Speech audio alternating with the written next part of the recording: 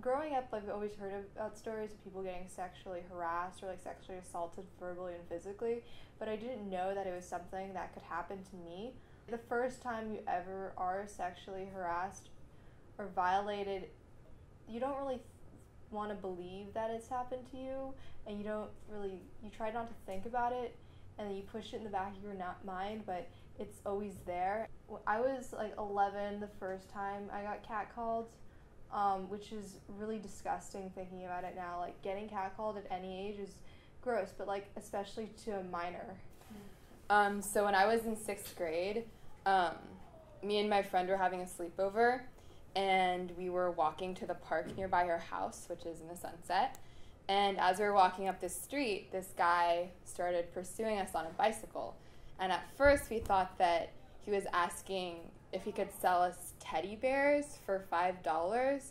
But then as he continued to follow us and, like, circle around us on his bicycle, we realized that he was offering us $5, and he said that if he gave us $5, if he could, like, touch our titties, which was probably my first big experience with sexual harassment. And we were just terrified. So we started running away from him, and he kept on following us. And eventually we called our parents, and then they called the police. So when I was in 7th grade at James Lick Middle School, I was leaving my dance class, and this group of guys came up to me and sort of, like, jostled me against the wall. And I looked towards them, and a couple of them were like, "Oh, we're gonna rape you."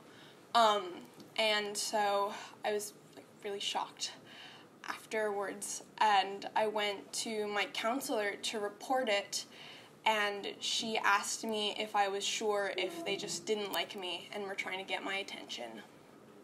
I just think that the culture we have surrounding all of this is so crazy and backwards, because you get told one thing for your whole life, and then when you experience sexual harassment in any capacity, it's just the complete opposite.